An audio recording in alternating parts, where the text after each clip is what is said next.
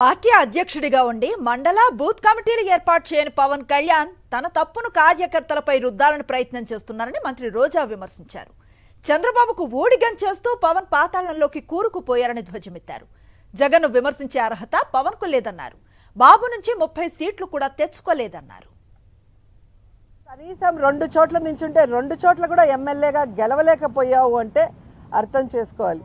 ఈరోజు సిగ్గుచేటు ఏంటంటే ఒక పార్టీ ప్రెసిడెంట్గా ఉండి 24 సీట్లకే పరిమితం అయిపోయి మళ్ళీ క్యాడర్ని తిడతాడు. మనకెక్కడుందయ్యా బూత్ కమిటీలు, మనకెక్కడుందయ్యా మండల కమిటీలు?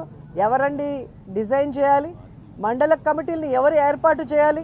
బూత్ కమిటీలను ఎవరు ఏర్పాటు చేయాలి? పార్టీ ప్రెసిడెంట్ చేయాలి. నువ్వు పార్టీ ప్రెసిడెంట్ అని పేరుకే తప్ప ఏ రోజైనా పార్టీ నిర్మాణ పనులు చేసావా?